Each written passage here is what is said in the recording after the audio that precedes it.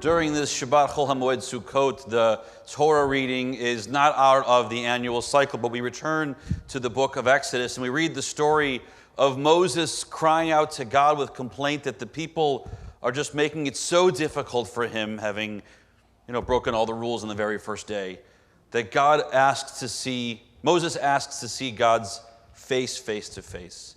And God says, I can't let you do that, because no human being can see me face to face. But if you go sit in that corner over there by that rock, I will put my hand across your face as I walk by.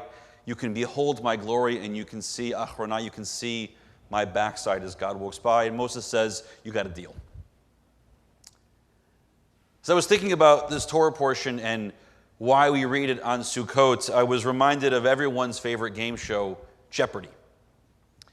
Because in Jeopardy, they give you the answer, and you got to figure out what the question is, which is a lot like the study of Torah. Because a lot of times you will read a piece of Torah wisdom, and to really understand what the darshan, what the person who's speaking is saying, you have to first ask yourself the question, what are they asking really? What's really bothering them? What's the source of the question to which they are offering an answer? And when you read the story of Moses calling out to God and asking for God's help on the story on Chol HaMoed Sukkot, the obvious question to ask is, why do we read this portion on Sukkot? Sukkot is Zman Simchatenu. It's a time of great joy and celebration. Why would we read the story of Moses at one of his emotionally lowest points in the entire Torah?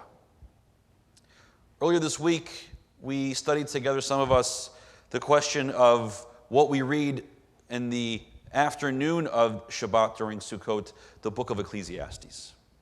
Now, the book of Ecclesiastes can be a little depressing because it begins with the notion that all of human life is futility. It has no meaning whatsoever.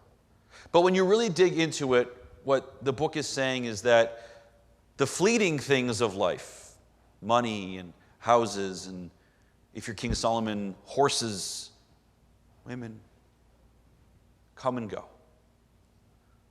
And the thing the book of Ecclesiastes tells us that we really should pursue is joy. If we can find sources in our life of true joy, irrespective of how many houses we have, or how many boats we have, or how many cars we have, then even when life comes to an end, because it too is fleeting, we can say, it was meaningful. Now, during this week of Sukkot, I have to be honest, I have found it difficult to engage with the joy of sitting in a sukkah during Sukkot. I've done it. It hasn't been very easy. It's rained a lot this week. It has been hot. It has been humid. God wasn't imagining South Florida when God imagined Sukkot all those years ago.